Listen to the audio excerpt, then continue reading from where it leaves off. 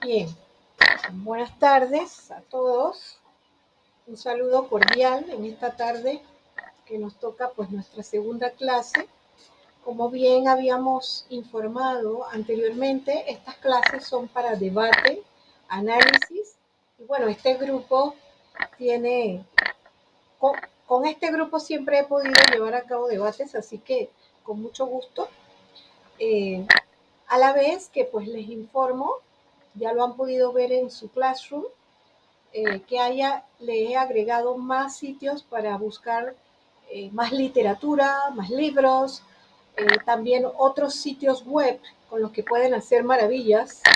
La educación virtual y ha impulsado afortunadamente en Panamá, porque ya la educación virtual existía hace muchos años, ha impulsado pues el uso de más tecnología, de TICs, de herramientas TICs, y debemos utilizarlas que nos ayudan, nos apoyan mucho en nuestro progreso.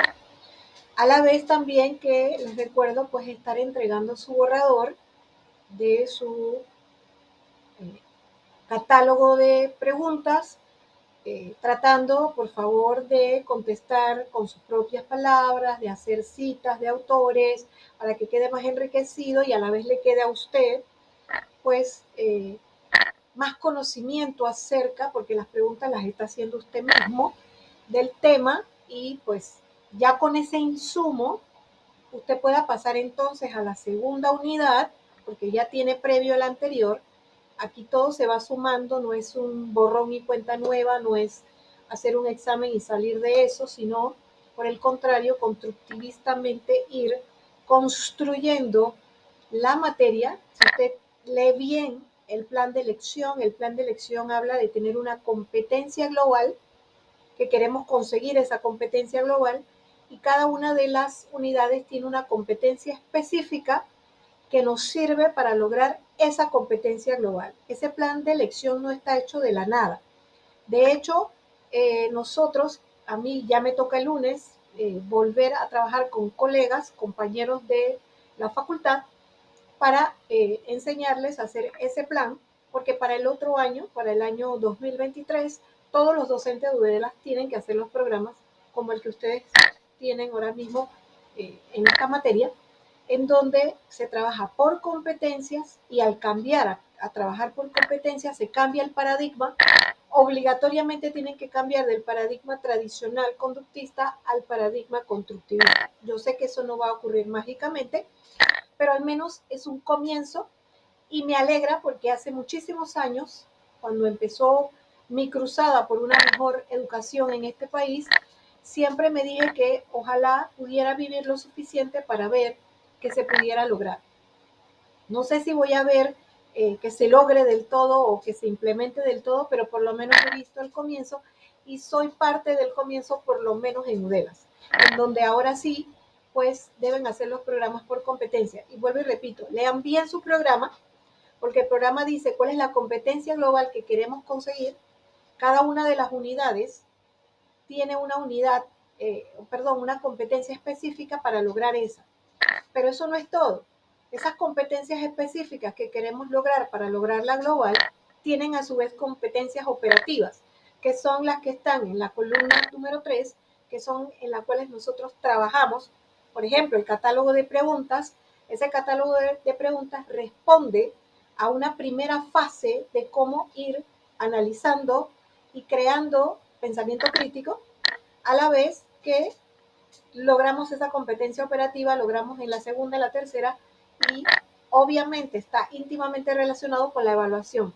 O sea que ya no se puede evaluar porque a mí se me ocurrió evaluar, o porque inventé evaluar, o porque un día evalué, sino que la evaluación tiene que estar unida a la competencia operativa, que va en función de la competencia específica, que a su vez responde a la global. Se llama triángulo, es un proceso muy grande, porque está claro que enseñar es colectivo, como lo estamos haciendo ahorita, pero aprender es individual. Es decir, que cada persona aprende de acuerdo a sí mismo. Entonces, no se puede enseñar pretendiendo que se enseña de forma a todo el mundo, y que pretender que van a aprender igual. Eso ya tiene que quedarle claro a todo docente.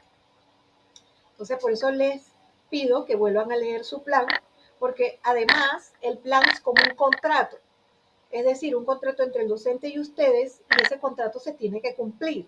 Es decir, todas las unidades tenemos que darla durante todo el semestre para poder cumplir con la materia. Y usted tiene que asegurarse de que se la den. No piense que ustedes son eh, el individuo pasivo que recibe la información. Ustedes son parte activa de su desarrollo, de su crecimiento, de su aprendizaje. Por lo tanto, entonces con más razón tiene que participar activamente de que a sí mismo sea servido. Yo sé que eso no se estila, porque casi siempre esperamos que el docente diga y hacemos lo que el docente diga, etcétera, pero el docente también tiene que aprender y debe aprender más pronto que tarde que los estudiantes forman parte del desarrollo y el crecimiento y la educación y por lo tanto participan de su educación y pueden estar observando si realmente se está cumpliendo y pueden aportar. Por eso es que todas sus tareas usted tiene que aportar información adicional que usted investiga y que usted considera que es necesario que también forme parte y la tiene que poner en una bibliografía que implique que usted la ha buscado, la ha encontrado y la ha citado. Todo esto que estoy hablando realmente sí es aprendizaje, sí es enseñanza y no garantiza completamente del todo, pero por supuesto que cambia significativamente lo que conocemos hasta hace poco como educación tradicional. Entonces, dejando atrás eso, es importante pues ahorita que pues, los que tengan comentarios, preguntas, análisis, debate, yo sé que sí tienen, porque ya deben haber estado construyendo sus preguntas, por lo tanto deben tener preguntas interesantes que hacer, debates que hacer, o aportes que hacer, o preguntas cualquiera que tengan. A ver, les abro el espacio, vamos a aprovechar el tiempo, así que cuéntenme, a ver, jóvenes, ¿quién empieza? Andrés, mentira Andrés, si tú quieres. A ver, ¿quién tiene comentarios, preguntas? Esta materia es para eso y este horario es para esto, para hablar. ¿Tiene sueño? Yo tengo sueño, se los acepto. ¿Están cansados? A ver, por eso no damos clases sincrónicas todo el tiempo. Buenas tardes, profesora. Hola, Maciel. Yo quisiera realizar más bien un comentario, señalar algo que llamó mucho mi atención, Dígame. que va relacionado en realidad a algunos términos que escuché en el video y luego busqué la definición como para tener ya una idea más completa. Uno de esos es operacionalizar, que él explicaba que es como pedirle a la persona que describa las conductas y señale como cuál es su motivo de consulta. Siento que eso es importante para poder avanzar en la terapia, pues ya que así se conoce más o menos cuál es la realidad de la persona y si está consciente de lo que está pasando, pues. Y otro concepto que también me llamó la atención que apunté fue disonancia cognitiva, que él menciona que es cuando no hay como una coherencia entre lo que se piensa, lo que se siente y lo que hace. Y siento que eso se ve mucho en las personas. Y es como ponerle un concepto, un nombre a esas situaciones que a veces uno no entiende en los demás y en uno mismo también, porque uno puede pensar eso también o pasar por eso cuando no está muy seguro en algo. Muy bien, Maciel, excelente. Me parece que tu aporte abre a que conversemos bastante sobre el tema, empezando primero con la operacionalización. Este concepto se usa en muchas cosas, no solamente en psicología, se usa también en investigación.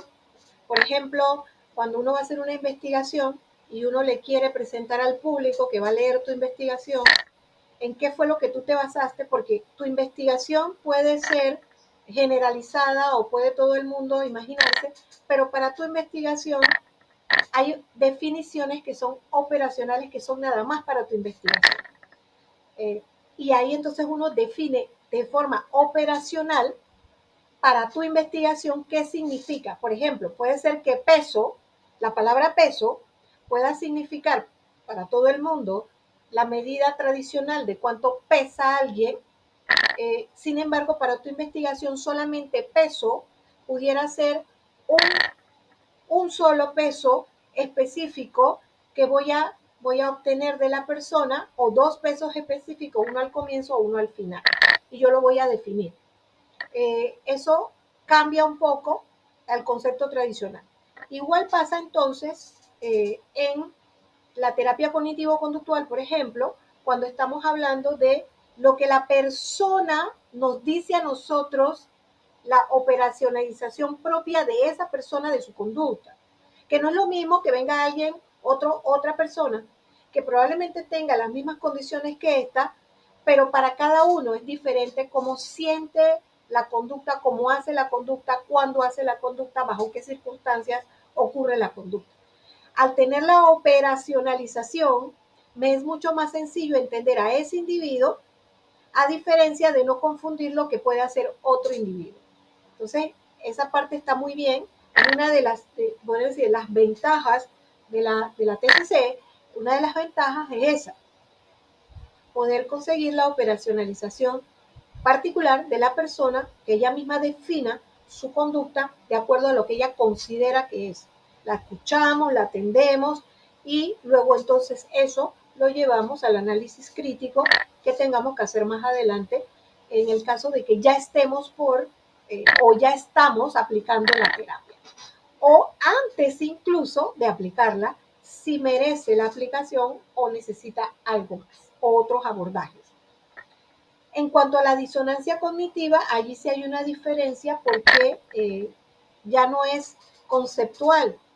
Disonancia cognitiva es exactamente lo que dice. Disonante, es decir, que no suena igual, que no está de acuerdo o concorde o de acuerdo con lo cognitivo que estoy diciendo. O sea, yo digo una cosa pero pienso otra. O pienso otra y hago otra, que eso lo he visto muchísimo. Uno puede estar pensando, y a todos nos ha pasado, que hemos estado pensando, no voy a abrir la nevera, y lo primero que hago es que abro la nevera, por ejemplo. Entonces, eso es disonancia cognitiva simple. Pero puede haber una disonancia cognitiva muy grande y muy profunda que pueda estar afectando a la persona. Por ejemplo, los conceptos de machismo, feminismo, violencia. Hoy casualmente, me encuentro con una persona y para la persona dice, es que la ley 40 esa que protegía a los menores y que hacía que los padres, entonces le digo, no, te he equivocado, esa ley no fue para que los padres perdieran su disciplina con sus hijos, era para que no abusaran física, psicológicamente, verbalmente, el abuso que daña las neuronas y destruye la autoestima, aumenta el cortisol y destruye a las personas la violencia. Lo que se quería allí era que las personas tuvieran disciplina con amor.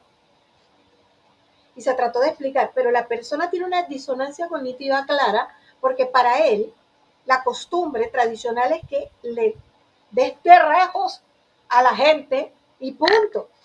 Porque eso es realmente lo que según ellos es lo que tiene a la gente. Es más, como es militar, su conducta es de que tiene que ser de esa manera. Y yo trabajé con militares, mi familia, particularmente mi padre era militar, y lastimosamente muchas de las cosas que pasan dentro de los sistemas eh, tipo cuartelarios, tipo cuartel, no son nada saludables para las personas. A esas personas básicamente les lavan el cerebro para que actúen de una forma perdiendo muchas veces completamente su personalidad o quiénes son, al punto de que se desdibuja. Entonces, hay que tener cuidado, por ejemplo, esa es una disonancia cognitiva. Ahora, esas dos cosas que hemos hablado se aplican perfectamente dentro de la TCC. Una, para estar claro, la operacionalización y la disonancia cognitiva, porque eso es lo que vamos a abordar. Muchas veces lo que vamos a tener en terapia es una persona que tiene una disonancia cognitiva muy grande. Piensa una cosa, hace una cosa. O hace una cosa sin tener una conexión con el pensamiento de lo que está haciendo. Porque siempre en terapia cognitivo vamos a irnos a lo cognitivo, a lo pensado, a lo analítico. Y mucha gente a veces hace las cosas sin el pensado, sin el analítico. Es un problema muy, por ejemplo, ustedes escucharon la noticia de que la policía va a flexibilizar ahora un poco más que las Sí, y personas. eso es una disonancia conectiva. Ahí me dio risa porque él dijo de que ellos nunca han prohibido personas que tienen tatuajes, pero que se les pide que se los quiten. Y yo me quedé como, ¿cómo así? Yo trabajé con ellos cuando eso era así, cuando era PTJ, y sí, era horrible cómo miraban a las personas con tatuajes y sí se los obligaban a quitar y muchas veces estas personas usaban métodos láser y otros usaban otros métodos peores y se dejaban cicatrices feas que eran peores que el mismo tatuaje en sí por cumplir con eso de que no se podía tener. Ahora ellos hicieron una ley, pero esto no es que no van a permitir cualquier tatuaje, sino tatuajes que puedan ser fácilmente cubiertos por el uniforme y que, digamos que no sean los famosos representativos que utilizan algunas bandas. Sin embargo, en Panamá, quiero que sepan todos que en Panamá, desde hace muchos años, las bandas aprendieron, eso no es ahora, las bandas aprendieron a no utilizar tatuajes que los identificaran, como sucedía o sucedió mucho en las maras en El Salvador, donde la salvatrucha tenía, la 8 tenía, cada uno de ellos tenía por ejemplo, la 8 siempre tenía los 8 en alguna parte del cuerpo, casi era obligatorio que lo tuvieran. Entonces, ellos se identificaban así. Y nosotros importamos esa ley para acá creyendo que podíamos hacerla igual. Por eso es que las culturas, las idiosincrasias hay que estudiarlas primero, porque Panamá, primero, no tenía esa idiosincrasia del tatuaje, y segundo, lo que hicieron las bandas fue inmediatamente que no se identificaron. De hecho, incluso en una ocasión me tocó atender un caso en bandas donde la persona se puso un tatuaje que supuestamente más usaba otra banda que la de él. O sea, en El Salvador eso no era posible. O eras 8 y todo tenía que ser con el 8. Nadie se ponía de la salvatrucha, nadie se ponía un tatuaje. Aquí no, aquí lo usaron incluso hasta de juega vivo, clásico de nuestra cultura. Entonces, después de un tiempo, estoy hablando casi 20 años, el tatuaje ya comenzó a formar parte de nuestra cultura, no relacionado con asuntos violentos ni con asuntos delincuenciales, sino por arte, porque a la gente le gusta y por una cosa más básica todavía. La más básica de todas. Esto es pura antropología. Dígame cuándo los seres humanos no han usado su cuerpo como un lienzo. Dígame qué cultura no. ¿Y cuándo? En la historia, ¿cuándo no? La historia ha demostrado que el ser humano siempre ha usado su cuerpo como lienzo, sea para pintarlo, sea para adornarlo, sea para lo que sea, pero el cuerpo nuestro siempre ha sido utilizado. ¿Qué es lo único que está pasando? Es que simplemente eso nos sigue llamando, cerebro primitivo nos sigue llamando, y la gente quiere entonces utilizarlo. Y ahora hay tatuadores profesionales. Yo tengo un vecino que es un tatuador profesional, súper persona, una gran persona, y no hay ningún problema con eso, pues. No tiene nada que ver con comportamientos hostiles en muchos casos. Mientras que, peligrosamente, nosotros tenemos en el Estado, en nuestro país, gente que no tiene un solo tatuaje en su cuerpo, que son unos altos, grandes, corruptos. Entonces, un poco la hipocresía social, ¿no? En ese sentido. Entonces, es interesante que veamos esa disonancia que básicamente vive la cultura panameña. Vive una disonancia.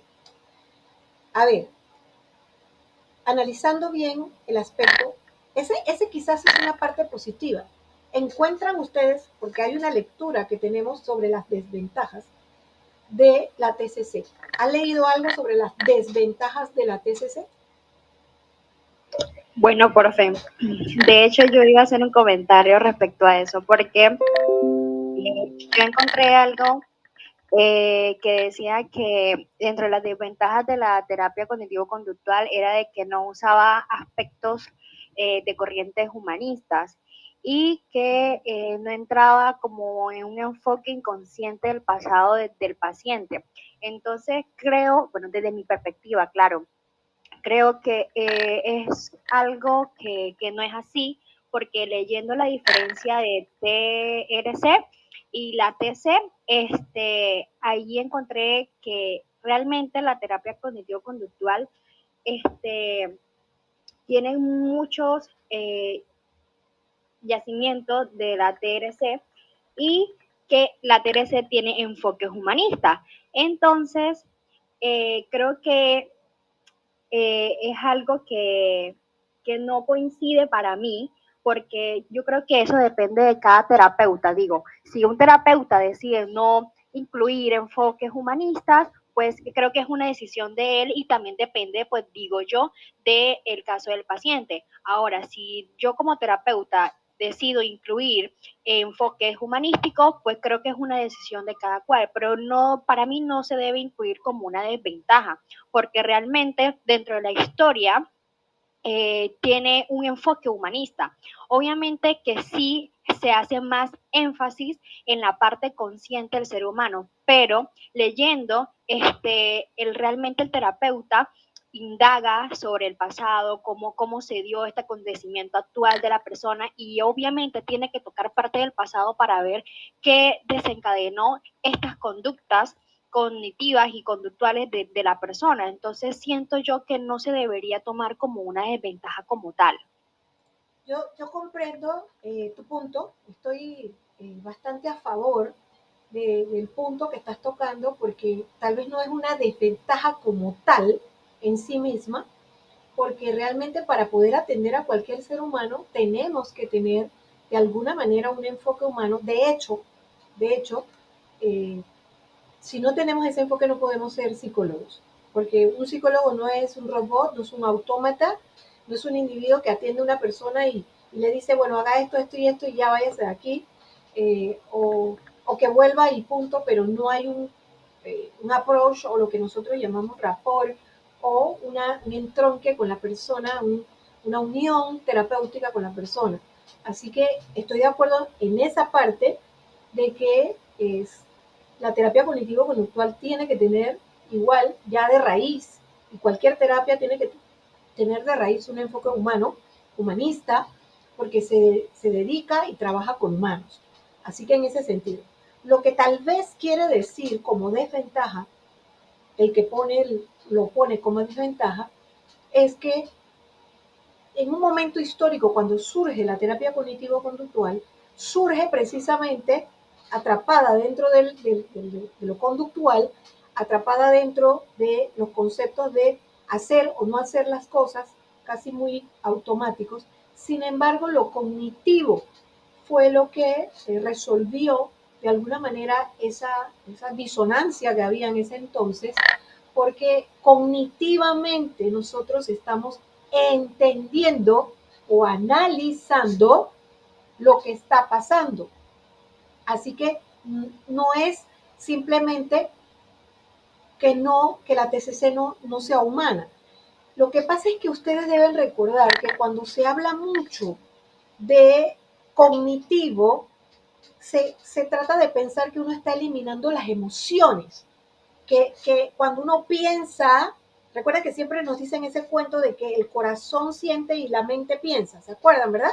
Siempre utilizan eso, de que nosotros los humanos, de hecho hay canciones románticas que hablan de que mi corazón dice, pero mi cerebro dice otra cosa.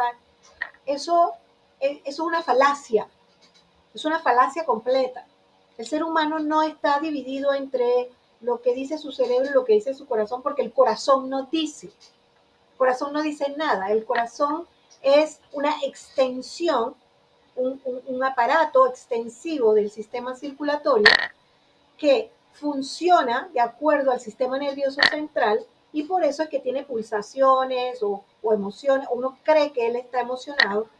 Más bien, pudiéramos decir que de los órganos que están más altamente conectados con el cerebro es el sistema digestivo.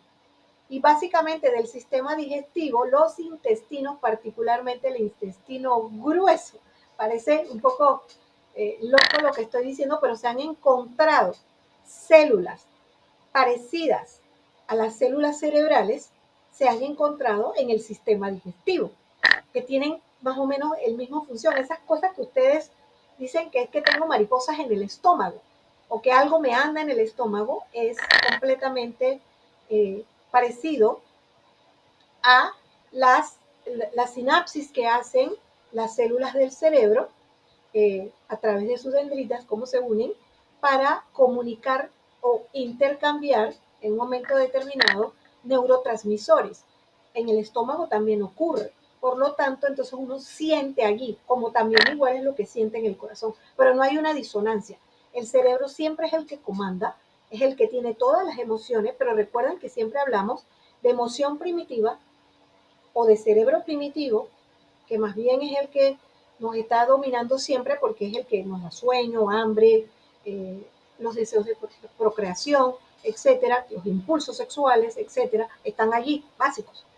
Y obviamente hay un sistema o un cerebro, mesocerebro, que nosotros le llamamos cerebro emocional, que está en la amígdala, o en algo, no solo en la amígdala, la verdad está en todo el cerebro, pero la amígdala también es como quien dice el motorcito que comanda y que crea esa emoción. Sin embargo, la parte trascendental que nos hace mucho más que simples humanos es el neocórtex o cerebro superior, que es el comandante general de todo nuestro cerebro. Y es el que deberíamos, que es lo que dicen los neuropsicólogos y todas las neurociencias, es el que dicen que debemos neuroeducar. Y es quizás el intento de la TCC, es entrar en ese neocórtex para que usted entonces analice de forma crítica y pensada las otras cosas que están ocurriendo en usted. Pero todavía no hemos logrado ni con la terapia cognitivo-conductual hacer que el ser humano pueda lograr controlar a estos dos, al cerebro primitivo y al mesocerebro, controlarlos para que sea el comandante general el único que tenga controles y que quizás la TCC cuando sale, surge, eso era lo que quería y entonces le caen encima diciéndole que está desbordando al humano, quitando lo humano, porque asumen que lo humano es lo emocional, que ser humano, sentir, es la parte emocional, la parte mesocerebro o cerebro primitivo. Pero eso la neurociencia hace rato que ya comprobó que eso no es cierto. Nosotros somos todo, un todo completo, y el neocórtex o cerebro superior, que es el que tiene la humanidad donde estamos, a donde hemos llegado, que aunque parezca que todavía nos falta mucho, porque sí nos falta mucho para psicoevolucionar del todo, obviamente estamos en proceso psicoevolutivo. Vamos, porque ya no somos los mismos que éramos cuando éramos neandertales o cromañones, o cuando éramos en 1600 o en 1100, ni en 1700, ni siquiera en 1980. O sea, el ser humano ha evolucionado con sus pros y sus contras, pero ha evolucionado y psicoevolucionado a la vez. Entonces, la TCC quería acercarse a ese punto máximo de control y dominio, pero ese control y dominio no quiere decir que nos vamos a volver ni autómatas ni robots, y por eso es que quizás fue la crítica. Por el contrario, lo que quiere realmente la TCC es que las personas utilicen o más bien gestionen lo que llamamos inteligencia emocional, gestionen sus emociones a su favor y no en contra. Porque hoy en día, muchos de los problemas psicológicos que vive la gente es que están en contra ellos mismos de nosotros mismos. Muchos de los problemas, inclusive, me atrevo a decir aquí hasta con, es difícil atreverse a decir esto porque se necesita mucho estudio básico para poder soltar algo como eso, pero me atrevo a decir que hasta pudiéramos hablar de enfermedades psicóticas graves como la esquizofrenia y otras psicosis. Incluso me atrevo a decir que probablemente si tuviéramos mucho más manejo del neocórtex sobre todas las otras, nosotros pudiéramos hasta controlar la esquizofrenia. Y cuidado, que no lo estoy diciendo sin responsabilidad profesional, porque en terapia me he encontrado con casos y casos de esquizofrenia, diferentes personas con esquizofrenia, y que en algunos casos ha dado resultado la TCC de que por lo menos la persona logre más el razonamiento o el uso más de su cerebro o neocórtex superior sobre los otros dos, que de alguna manera los logre controlar lo suficiente para que no entre en, digamos, ya en una enfermedad mucho más grave que le afecte su salud o que le afecte la salud a otros, porque el esquizofrénico puede hacerse daño a sí mismo como puede hacerle daño a otros, porque él se imagina, él se puede imaginar que la otra persona es cualquier cosa que pueda ser un peligro para él o para alguien más. Y puede convertirse hasta en un asesino. De hecho, muchos esquizofrénicos se han convertido en terribles asesinos. Entonces, me atrevo a decirlo, no al 100%, pero que la terapia cognitivo-conductual no es la panacea, no lo es. Asimismo como la hipnosis terapéutica, que es una herramienta, en muchas ocasiones ha sido tan genial para solucionar casos, no es la panacea, porque resulta que no todo el mundo se puede hipnotizar, lo cual significa que tampoco no todo el mundo puede ser trabajado con TCC y que va a necesitar un abordaje psicoanalítico, psicoterapéutico más profundo, e incluso algunos van a necesitar medicación.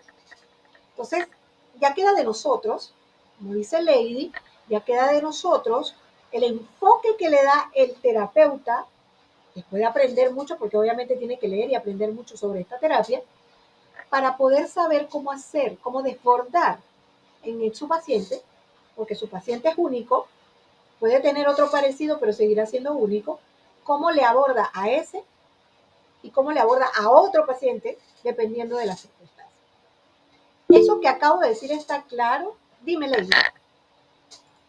Profe, ahora que me acuerdo, yo haciendo un análisis cuando estaba leyendo, ahí mencionaban que los trastornos que se llevan a cabo en la terapia cognitivo-conductual. Y yo me puse a pensar yo y que son trastornos que más que todo son trastornos sociales. Por ejemplo, el estrés, la ansiedad, trastorno de pánico, problemas de fobia social, trastorno del sueño y bueno, etcétera. Entonces yo dije, pero son trastornos sociales porque si nos ponemos a pensar el estrés, la ansiedad, todo eso viene a raíz de la parte social, que puede ser el trabajo, la familia, esos factores sociales, pues. Entonces, también leí una parte donde decía que la TCC era la terapia más usada en psicología y obviamente porque tiene una prevalencia a nivel social. Y entonces, cuando vemos esa incidencia, obviamente hay que tomarla en cuenta y obviamente resalta la importancia de esta terapia. También yo puse entre las preguntas que como que las emociones sobrevienen de manera racional o se instruye. Y para mí, obviamente las emociones vienen con el ser humano, pero o sea, del ser humano va a depender cómo las va a educar, a psicoeducar, como nosotros le llamamos. Si nosotros las psicoeducamos de manera irracional, obviamente vamos a tener conductas que no son, digamos, entre comillas, socialmente aceptadas. Entonces, también va a depender también cómo nosotros instruyamos o eduquemos nuestras emociones, porque tienen una gran influencia en la conducta y a nivel social hacen parte pues como un factor común pues. Sí, me estaba acercando a la pantalla porque acá está empezando a llover y a veces no escucho suficiente.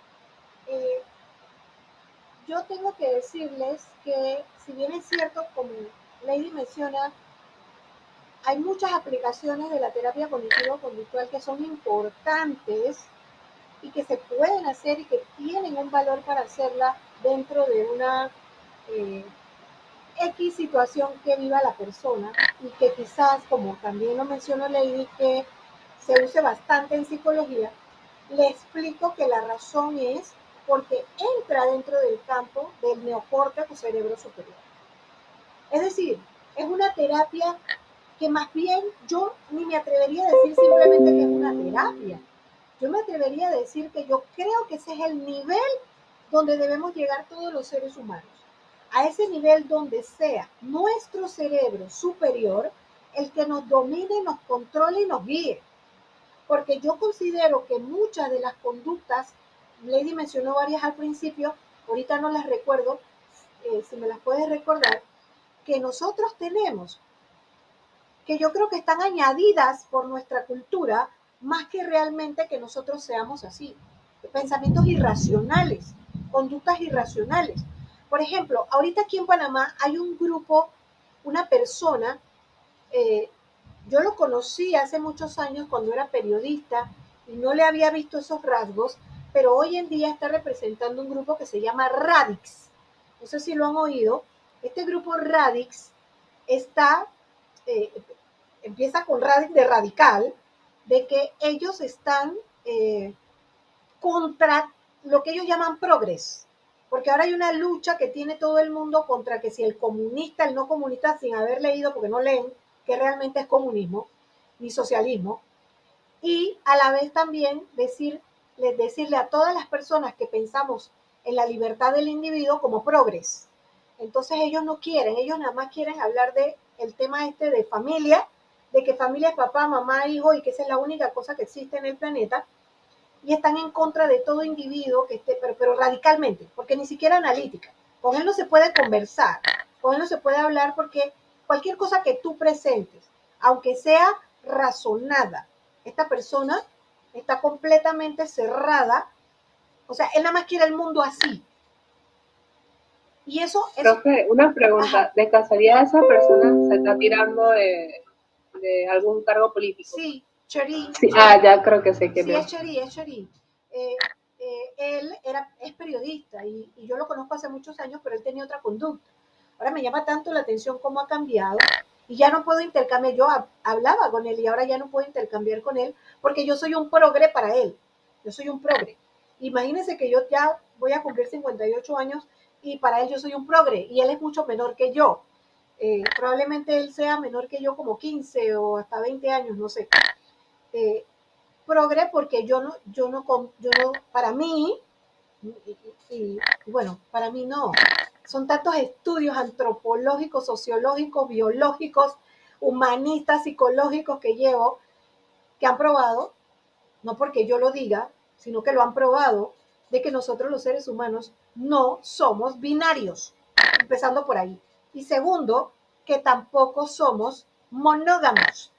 O sea, es un absurdo que nosotros seamos como un pingüino, como una ballena, como algunos de estos animales que son monógamos y que duran toda la vida con una sola pareja y que incluso si se muere la pareja nunca vuelven a tener otra. El ser humano no es así. Y eso tiene una razón de ser poderosamente que ni siquiera es emocional, es biológica, es vieja y biológica. Está íntimamente relacionada con el hecho de que la especie continúe a cualquier costo. Por eso que a nosotros nos domina la sexualidad, cerebro primitivo, porque a cualquier costo tenemos que mantener relaciones sexuales para que haya especie. Entonces, es un absurdo total que él plantea y el grupo de él plantee que los humanos deban casarse, tener hijos y ser dentro de un hogar, una familia, como si eso fuera lo que realmente pasara. ¿Y qué es lo que nosotros hemos visto durante toda la historia de la humanidad? Que las personas sí pueden casarse, tener hijos, unirse, pero vivir completamente llenos de estrés, cortisol, destruirse, hacerse daño, matarse. Estas personas pueden tener deseos sexuales diferentes y eso complica la relación, o incluso puede pasar también que hay gente que no se quiere casar y que no quiere tener hijos. Entonces tratan a las mujeres, porque el radix es tan radix que incluso trata a las mujeres despectivamente si no quieren ser madres, por ejemplo. Entonces, nosotros no podemos vivir en un mundo tan ridículo y absurdo como ese. O sea, nosotros no podemos volver a Hitler. En estos días también hubo una pelea porque en la feria del libro estaban presentando el libro de Hitler, Mi lucha, el libro clásico de Hitler, y un poco de gente por ahí asustada. O sea, es absurdo que te asustes, porque es que tienes que leer de todo. O sea, para comprender a Hitler es bueno leer de dónde él sacó sus ideas. Eso no significa que te vas a volver como él, pero da la casualidad que nosotros queremos como una periodista que estaba molesta por eso que había pasado y después le cayó todo el mundo en plancha. Usted es periodista y usted está pidiendo que se radique el libro. Eso no puede ser. Digo, no es que ni yo ni nadie quiere a Hitler, pero eso no significa que nosotros le vamos a impedir a la gente que tenga el acceso a la lectura, del conocimiento. Porque si usted no hace el ejercicio que estamos haciendo ahorita, por ejemplo, de contrarrestar la idea que usted se encontró en un libro, que se encontró en otro lado, o lo que piensa otra persona, usted no avanza. A usted no se le puede enseñar. Yo aquí no le puedo enseñar a ustedes a decir que una cosa es porque es y porque yo lo digo. Por eso es que, dime, Andrés. Profe, bueno, la periodista fue Sabrina Bacari, y obviamente Sí.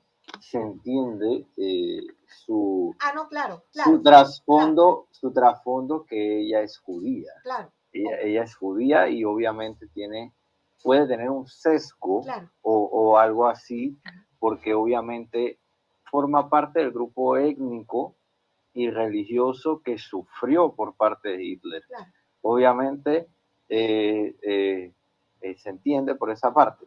Ahora,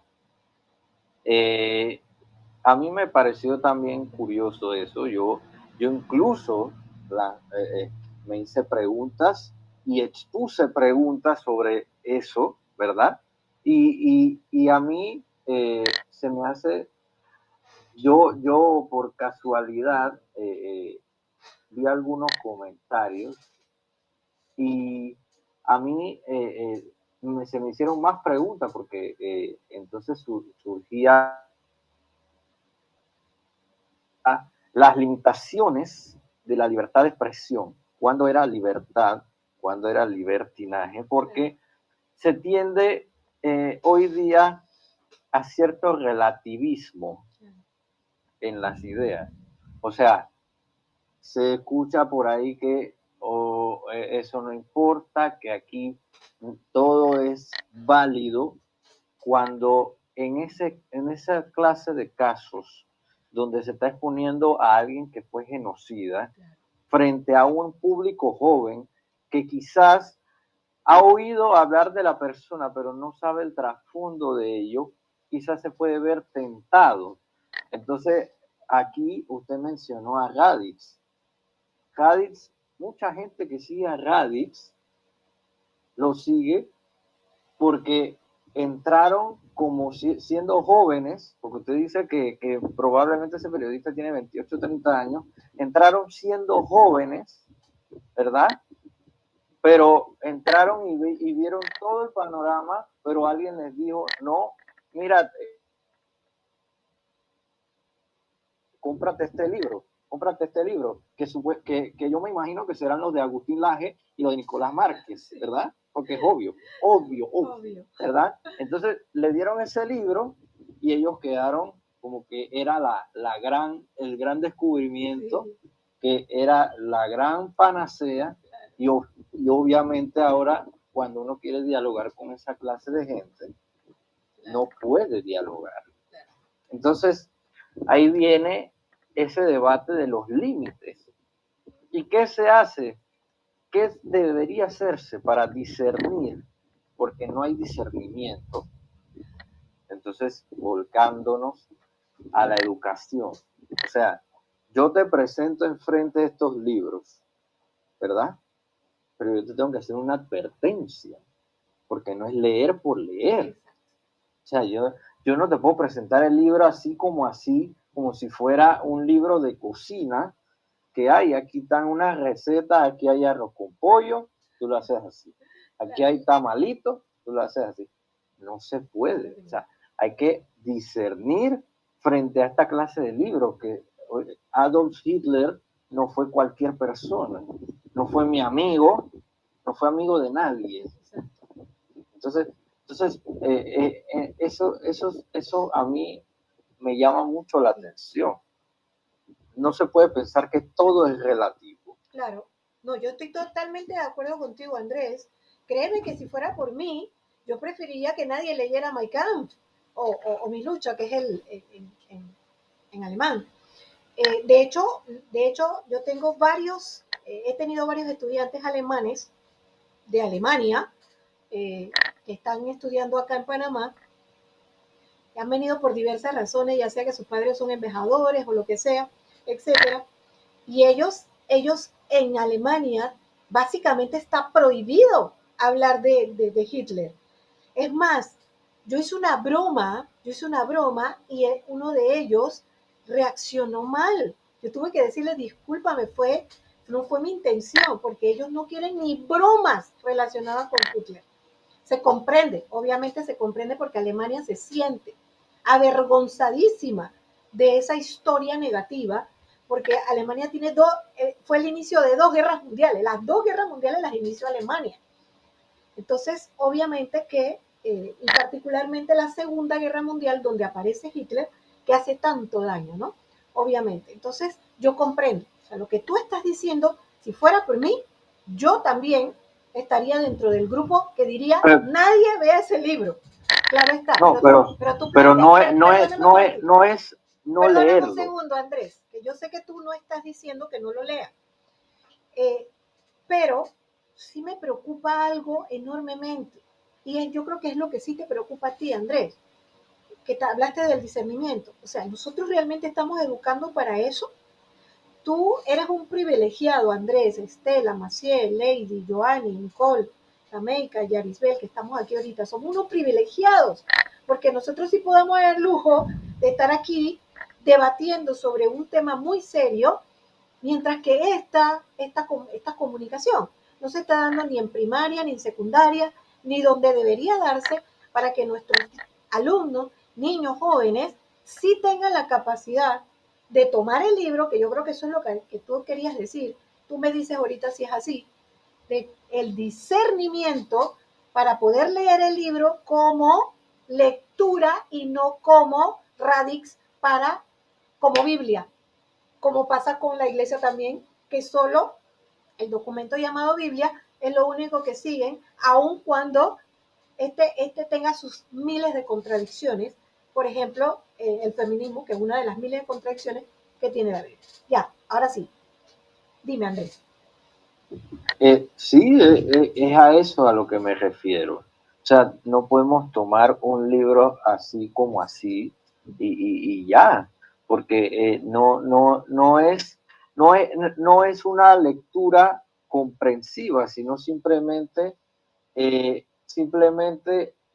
atiborrarnos o llenarnos de información y bueno, entonces que más tarde creamos a gente que es igual a esta gente de Radix. O sea, y esto no solo lo preocupante es que no solamente estas ideas son solamente panameñas, esto ya se viene dando en muchos otros países.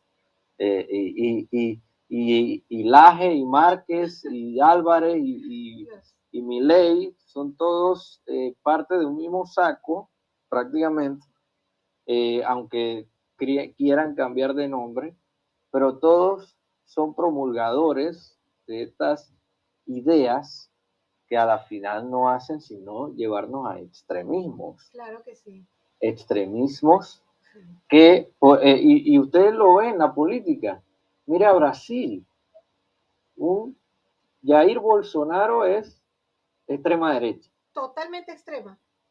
Y Lula del otro lado.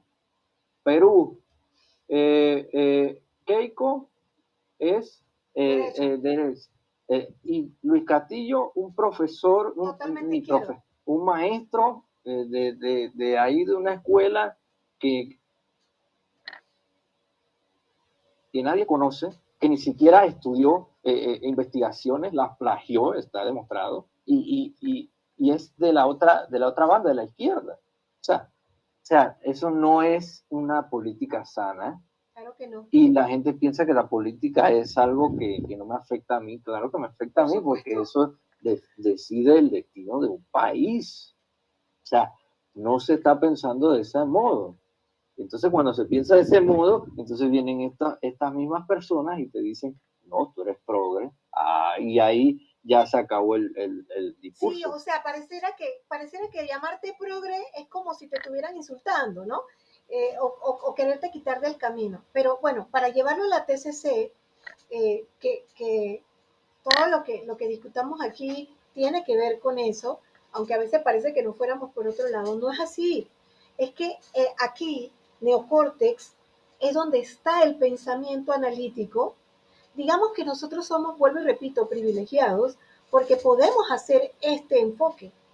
Podemos hacer lo que acaba de decir Andrés y lo que todos ustedes han entendido, que nosotros podemos analizar, agarrar mi lucha, como agarrar la Biblia, que son dos libros completamente diferentes, o el Talmud, por no poner solo la Biblia, que es un libro también religioso, ponerlos juntos y leerlos todos, porque la Biblia se puede leer igualito que un libro.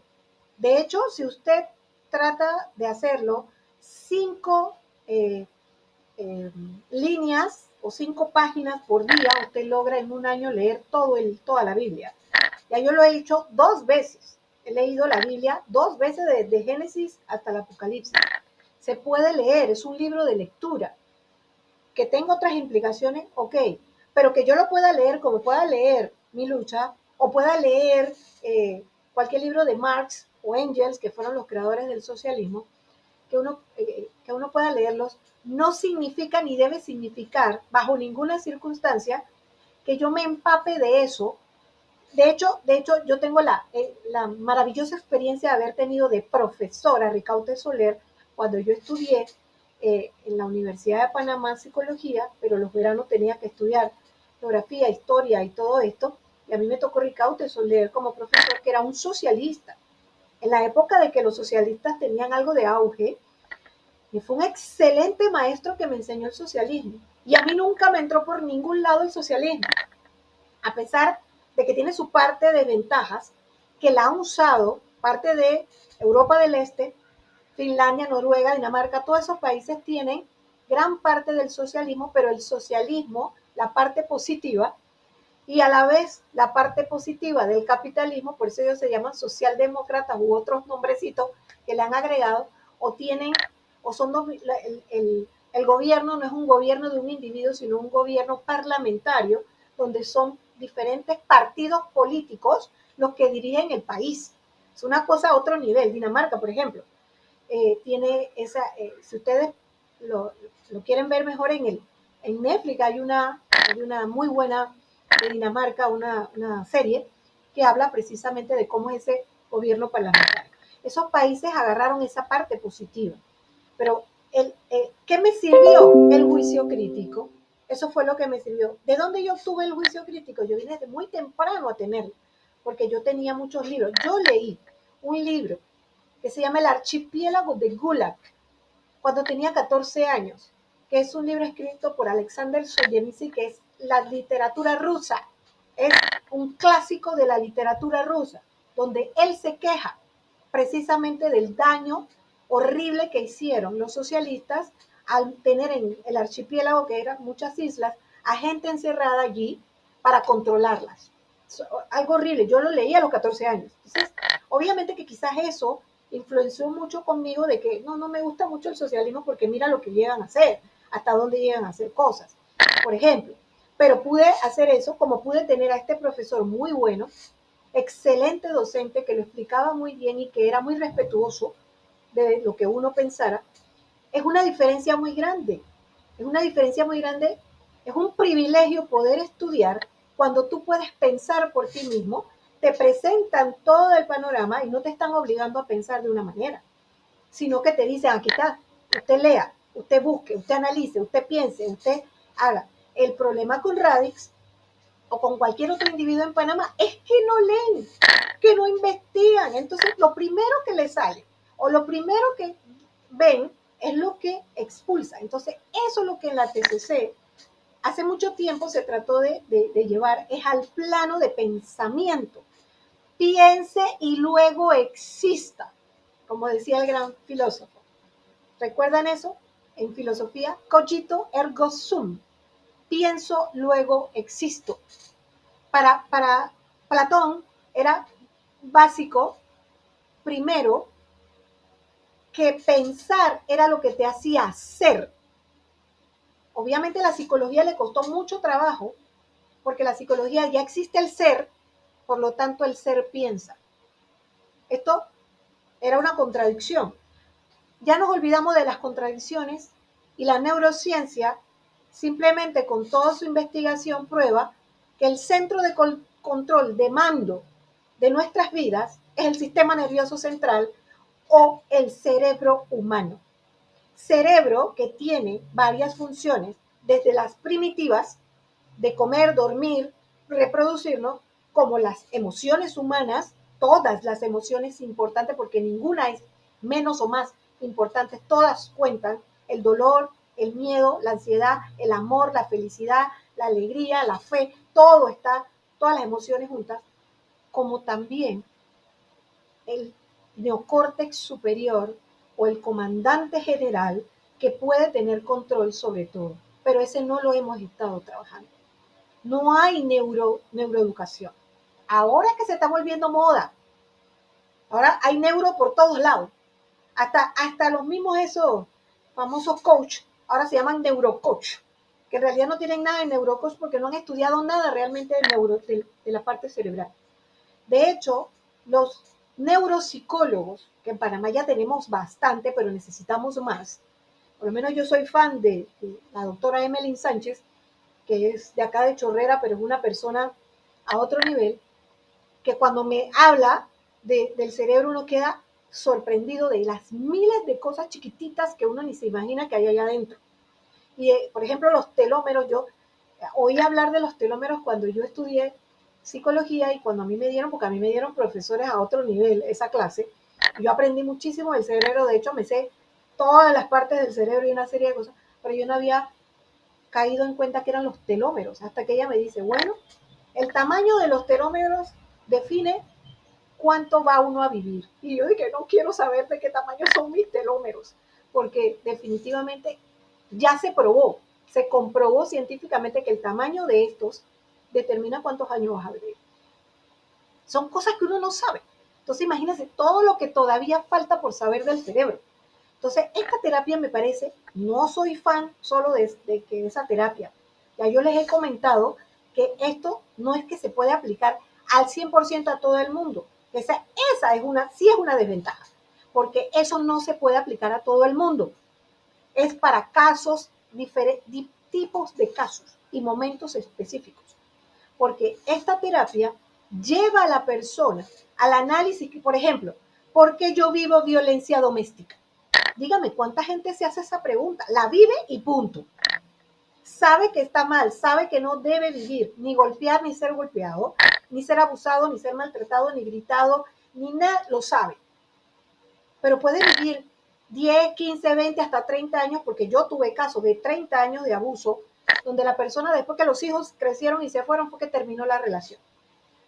En donde la persona soporta, anula el neocórtex y soporta vivir de esa forma.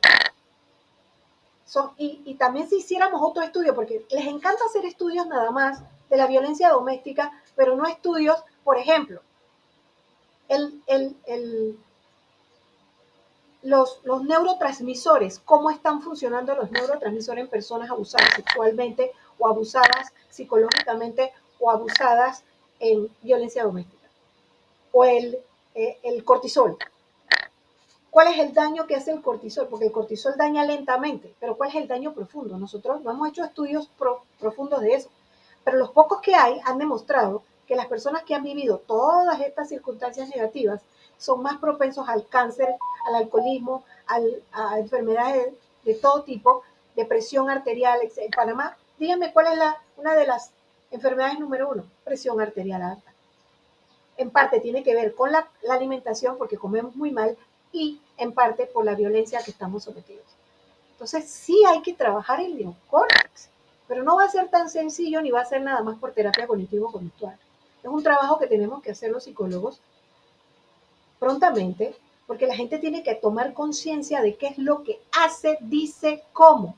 Tenemos que llegar, no es que nos vamos a robotizar, ni que nos vamos a convertir en humanos que nada más estén en ese nivel cognitivo, hay que quitarse eso de la mente. Nosotros seguiremos siendo seres emocionales, profundamente emocionales porque lo necesitamos para nuestro progreso y desarrollo evolutivo. Pero sí tenemos que darle una preponderancia también a lo cognitivo, porque desde el momento en que no pensamos, no analizamos, no ordenamos ideas, vivimos no solo trastornos mentales, sino vidas improductivas, vidas que no proporcionan ni para ti ni para nadie. Y eso lo hemos visto a diario en nuestro país.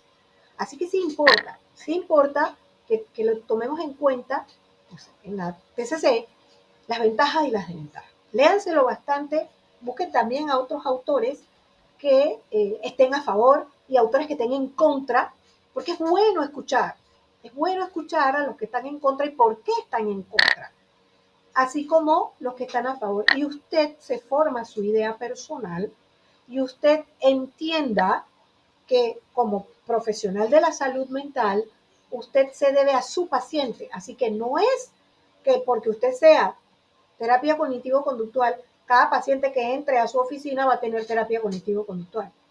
Eso me tocó debatirlo con un colega que es el que representa a los terapistas cognitivo-conductuales en Panamá. O sea, hay una asociación de terapistas conductuales en Panamá. Y él estaba, porque él tiene muchos años de esto, tiene más edad que yo, y yo le decía, pero yo no puedo entrar a la TCC como fan de la TCC y quedarme allí. Yo puedo utilizar otros métodos y podemos crear incluso nuevos, que eso espero que lo hagan ustedes, las nuevas generaciones, porque no puede ser que ya, porque aprendí TCC, a quien sea, al que sea y como sea, cada vez que entre en mi oficina yo le voy a dar TCC. Que sea buena, esa es una de las desventajas que está puesta ahí. Creer que es aplicable a todo el mundo. Porque simplemente yo estudié TCC y eso me sirve. O sea, eso también tenemos que tenerlo. Claro que en un momento histórico resultó ser mejor que el psicoanálisis o resultó ser mejor que el conductista tradicional, obviamente, pero que haya roto con una situación no significa que yo la pueda aplicar. Es más, yo no sé si se podrá aplicar en 20 años o que en 20 años o menos de 20 años haya otra cosa que ustedes van a tener que aplicar o inventar o crear, porque yo no sé qué generación, la generación que le sigue, que está ahora mismo y que sigue después de esta, que les va a tocar a ustedes atender como ya profesionales de la salud mental, que otras cosas van a necesitar ellos. Entonces, es simplemente que nuestro neocorte comience a funcionar, a entender el mundo en el que vive, analizarlo más allá de mis emociones simples y poder adaptarme, que eso sí es evolución, más bien psicoevolución, adaptarme a lo que vaya ocurriendo poco a poco en adelante en nuestra cultura, en nuestra sociedad o el intercambio social, porque ya no es sociedad panameña nada más. Los panameños somos una mezcla profunda de otras culturas, nos guste o no, nos pongamos bravos o no lo somos, nos guste o no. Es un tema, Rafael, dime, ahora viéndolo bien, aquí pensando, una gran desventaja es que esta terapia o cualquier otra terapia no se brinda en el sector público. O sea, todas estas terapias están en áreas privadas, que obviamente eso restringe a ciertas personas que la necesitan. Entonces, ¿cómo? Bueno, me dijeron de que para hacer una terapia, por lo menos en el Seguro Social, es como muy, entendí que es como muy caro, pero que siempre se tiene que ver ese paciente como más constante, que es algo que sí facilita en el área privada, o sea, que acá sería como que por citas y por citas y por citas y capaz te toque otro psicoterapeuta. Mira, ahora que tú dices eso, ¿tú sabes qué me preocupa? Y y gracias por mencionarlo, porque yo tengo muchos compañeros que trabajan en el Seguro Social y que trabajan en el MINSA, y ellos siempre se quejan de que el problema es el tiempo. El problema es el tiempo y que ellos son menos para atender poblaciones grandes y que por eso ellos pueden máximo a veces 45 minutos si acaso atender pacientes y por eso es que ellos no tienen muchos pacientes en el día y las citas son muy lejos para las personas porque obviamente tienen que garantizar mínimo los 45 minutos de una terapia y no le pueden dar para la siguiente semana de una vez a la persona porque ya tienen un montón de pacientes para... O sea, es cierto que ellos tienen limitaciones. Pero fíjate, Estela, yo creo, sinceramente, quizás soy muy crítica, probablemente soy demasiado crítica, pero yo pienso que es que ya se acostumbraron a ese estilo. Porque yo fui eh, eh, funcionaria del Estado y en los lugares donde yo he trabajado, principalmente que nada, que me tocó la policía, difícil, eh, muy difícil, nosotros rompimos, no solo yo, los colegas que estaban conmigo, otros psicólogos, nosotros rompimos con el sistema. No nos importó que nos dijeran lo que, nosotros nos dijeron de todo. Estos psicólogos que se creen, estos psicólogos no saben nada, ellos son, o sea, de todo. Nosotros tuvimos de todo, hasta miedo de que nos votaran. Pero nosotros rompimos con el sistema porque, por ejemplo, en la PTJ nosotros creamos un mejor sistema de selección de los detectives y probamos que nuestro sistema era bueno. No solamente lo hicimos, sino que probamos mediante investigaciones lo que tú tenías antes versus lo que tenemos ahora, cómo mejoró. Obviamente eso se perdió todo cuando eso pasó a la policía. También mejoramos el sistema de atención clínica, el sistema de interacción con el Seguro Social, porque nosotros teníamos muchos casos de alcoholismo y de otros problemas, violencia doméstica de los funcionarios, etcétera. Nosotros rompimos, por ejemplo, nos fuimos por todo el país, por todas las PTJs en ese tiempo que existían, desde Bocas del Toro hasta Darién, dándoles programas de inteligencia emocional y relajación, para que las personas aprendieran a relajarse. Nosotros dijimos, no importa que no nos den mucho viático, nosotros vamos, todo, mismo a un palo de mango, pero nosotros vamos. Eso nos ayudó porque no estábamos esperando que nos dieran el mejor hotel ni nada por el estilo, y nos fuimos por todo el país los cuatro, que estábamos en ese momento, para cambiar el sistema, para hacer algo, o sea, porque tú sí puedes hacer la diferencia. Entonces yo a veces pienso, quizás soy demasiado crítica, que se han conformado, porque yo sí creo que ellos pueden hacer o buscar un sistema, algo diferente donde yo pueda atender mejor dentro de la Caja de Seguro Social o el MINSA para yo formar parte de la mejora social. Yo tengo un estudio y fue por una hermana mía que es mucho mayor que yo, que me dijo que a ella le había ido muy bien con una terapia, con una terapista que le dio terapia en el Seguro Social. Entonces yo le dije a ella que me ayudara para ver si hacíamos una investigación y efectivamente esa colega junto con otra trabajadora social tenían un índice gigante de personas que hablaban maravillas de ella. Eran del Seguro Social y eran dos funcionarias que hacían un trabajo excelente. Entonces, yo sí creo que la formación de nosotros debe ser cada vez mejor para que nosotros seamos el cambio, ese cambio que queremos ver en el mundo, seamos nosotros parte de ese cambio que va a haber en el mundo. Porque no puede ser que el Seguro Social no brinde el servicio que debe recibir, o por ejemplo una terapia como esta, que puede ayudar bastante a los casos de violencia doméstica, que son los mayores que tenemos en el país, porque ¿de qué me sirve a mí decir que desde 1995, que se hizo la ley, que yo estaba ahí cuando se hizo esa ley, a 2022 y todavía tenemos el mismo problema o más grave de violencia doméstica? No se ha hecho el trabajo terapéutico necesario, la prevención, etcétera. ¿De qué sirve decirlo si yo no estoy siendo parte del cambio, por ejemplo? Entonces, o somos muy crítica o realmente nosotros necesitamos un cambio por lo menos en nuestra educación. Porque la TCC, por ejemplo, serviría muchísimo dentro del Seguro Social y el MINSA. Porque esas son cortas, terapias cortas. Dime, Andrés. Y entonces, si no aplican la TCC, ¿qué terapia aplican? algo así como, No me diga que psicoanálisis. no, tampoco pueden, el psicoanálisis menos. Gracias a Dios. Si ellos hacen algo así como terapia breve, muy breve, se llama así, terapia breve. Bueno, yo soy la que le estoy agregando el muy breve. Bueno, no hay mucha diferencia, pero bueno. Terapia breve. Profe, hablando de eso también, en la investigación que yo hice también, llama mucho la atención la amplia variedad de terapias cognitivo-conductuales, Bueno, sí. las cuales algunas no había escuchado de ellas y otras sí, pero no son tan promocionadas, ¿no?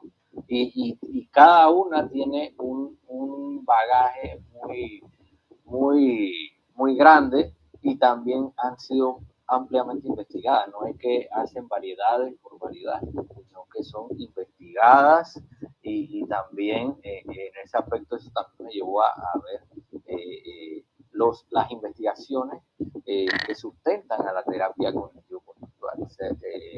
Se habla de un estándar hacia el cual la terapia es muy relacionada, como usted dice, a los avances de la psicología en los otros campos. O sea, va avanzando de acuerdo al resto de la materia. Ahora, habiendo dicho eso, yo tengo una pregunta sobre el trabajo en sí. O sea, ya yo tengo el trabajo ahí, pero no sé, o sea, lleva hoja de presentación, lleva introducción. Bueno, ahí sí, Andrés, yo lo dejo a tu criterio. El audio, profe. Gracias. Yo lo dejo a tu criterio, Andrés. Si tú quieres ponerle o sea, yo veo que casi todos entregan con una hoja de presentación, que me parece que está bien, es lógico, pero si quieres poner la introducción, eso es decisión tuya. Lo que tiene que haber es las 15 o más preguntas, las consideraciones personales. Para mí, quiero decirles, les confieso, las consideraciones personales son muy importantes para mí, porque su opinión, ahí usted no está escribiendo nada de la terapia o de lo que usted está estudiando, sino lo que usted opina acerca de lo que ha leído y estudiado. Luego está, obviamente, conclusiones y recomendaciones que sí son de lo que ha estudiado, y la bibliografía que demuestra que usted realmente investigó para contestar sus preguntas. Así que ahí eso es lo básico. Si quieres poner la introducción, yo no tengo ningún problema porque es tu trabajo, como tú lo entregas. Las otras cosas que yo pongo básicas, esas sí tienen que estar. Es tu decisión. Pero en cuanto a lo que estabas diciendo hace un rato, sí, Andrés, hay tantas cosas.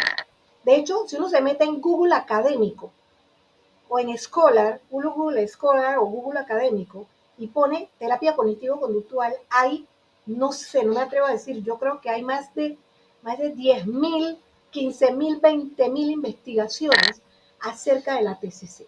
Es decir, que con esa terapia uno está bastante basado en investigaciones y en ciencia. Esa es una de las ventajas de la terapia cognitivo-conductual, porque tiene mucho estudio, mucho. Eso no quiere decir que el psicoanálisis no haya sido investigado. El problema con el psicoanálisis no es que no haya sido estudiado, sino que la base original con que se presentó el psicoanálisis siempre fue más ir al fondo del individuo y buscar el problema que buscar la solución. La TCC trabaja en la solución, esa es la diferencia.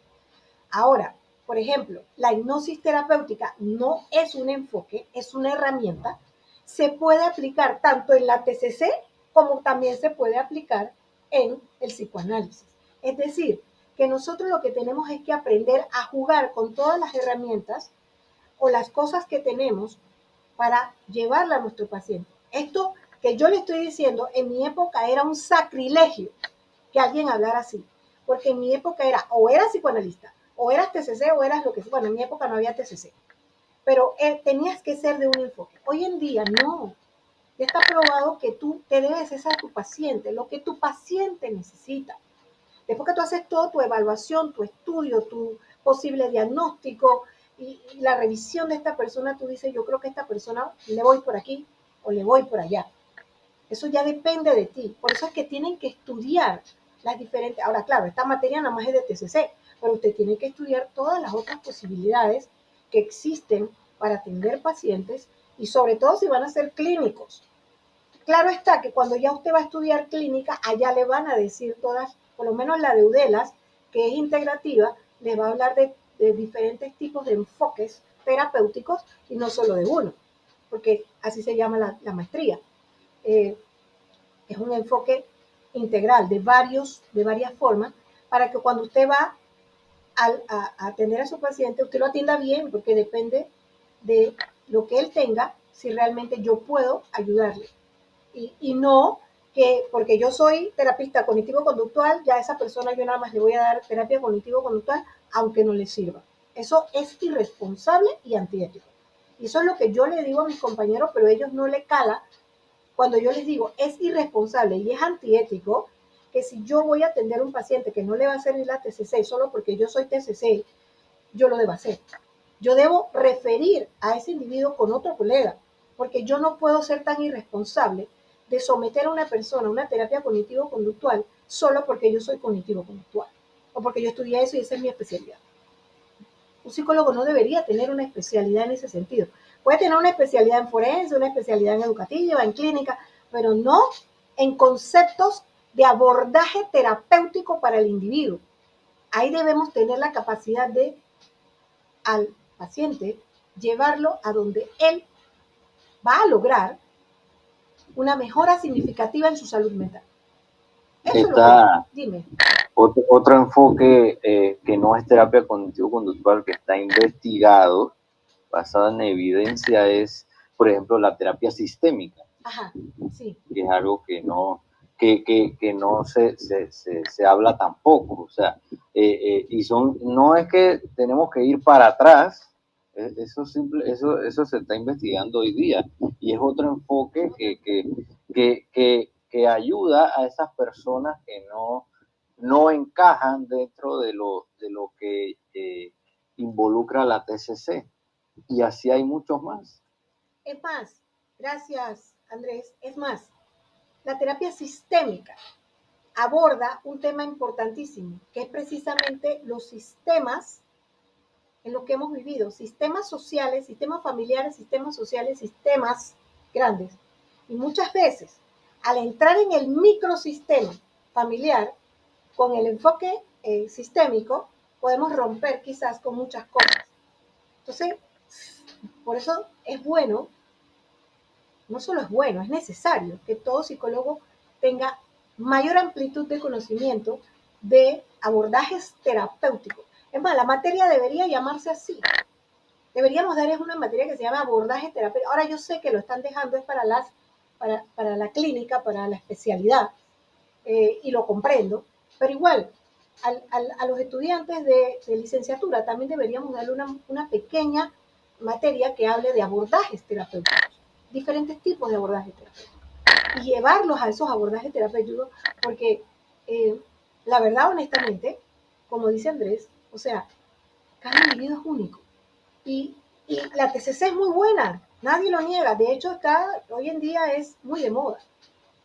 Porque precisamente igual quizás tuvo la misma moda que tuvo cuando salió el psicoanálisis, muy fuerte, porque realmente es así. Pero yo considero, y yo que he atendido ya pacientes, que en muchos casos, pues yo debo adaptarme de acuerdo a la situación del paciente. Eso es bien importante. Entonces, tomando en cuenta esto que estamos hablando, ventaja y desventaja, yo quiero que participen más, porque aquí veo más personas. A ver, háblenme, por favor, pregunten, analicen. Yo estoy segura que tienen preguntas del tema. A ver, aparte de Andrés, de Estela, de Lady.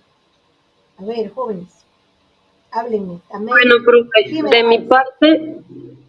de mi parte me encanta siempre ese punto que toca usted en cuanto a la apertura, porque yo creo que también como estudiante, y eso lo venimos viendo desde el primer año, pero ya estamos en cuarto año y todavía se sigue dando, y yo lo digo personalmente, porque claro, no tiene su criterio y su experiencia, pero qué significativo es para mí, porque luego son cositas que yo voy anotando y que me voy retroalimentando en cuanto a no descartar ni tampoco encasillarme con un tipo de corriente, precisamente por lo que usted menciona. Y yo lo uno mucho con el video expuesto cuando él habla de que la primera variable a tomar en cuenta es la conducta, ya que esta puede tener, es observable, no observable, involuntaria y no voluntaria. Y tomaba ese punto y también lo de la disonancia porque hablaba muy bien él de que la conducta es algo muy pequeño, que forma parte, ¿verdad?, con el sistema de pensamiento y de emociones en lo que en sí nosotros tratamos que son los comportamientos. Y le digo esto porque de pronto a la experiencia o los estudios que uno que tiene afinidad, pero es muy bueno y para mí hasta eso hago parte yo de mi catálogo porque me sirve más adelante para tenerlo como base y leer, retroalimentarme en eso, porque no podemos encasillarnos y ahí yo también le hago la invitación para que usted sí también nos pueda compartir porque toca estos puntos también de una manera respetuosa en cuanto a todas las corrientes que tenemos que tomar en cuenta porque nosotros no podemos descartar simplemente porque no me gusta o por decirle hay muchos errores científicos o no se aceptan, pero son, si está y es parte de la historia de la psicología, es también porque son aportes. Entonces me parece maravilloso eso que dice cuando tenemos que ver eso también desde un punto profesional, desligado de lo personal. Personalmente sí le digo pues que me gustan mucho esos temas porque hablaba él también de que a veces las terapias que se abordan son generalizadas, inclusive con el ejemplo de que tú tenías la percepción de la paciente que había llevado en esta terapia de parejas y cuando él le pregunta que la operalización, piensa totalmente distinto entonces cómo abordar la terapia y eso puntualizando me encanta porque cada persona es un mundo, aunque a veces tengamos de pronto, conocemos esta terapia, dominamos esta terapia, caemos entonces en el error de llevarla de una forma generalizada, cuando de pronto la atención puede ir hasta por otro rumbo. Y ahí es donde nosotros no podemos cumplir con objetivos ya muy claros, que bien lo menciona usted, que somos profesionales que nos debemos al paciente. Y ahí sí puntualizo mucho eso de desligarnos de esa parte personal o esos criterios personales y verlos desde la parte objetiva y profesional. Damaris, tú me recordaste una cosa que pasó cuando yo recién apenas estudiaba psicología.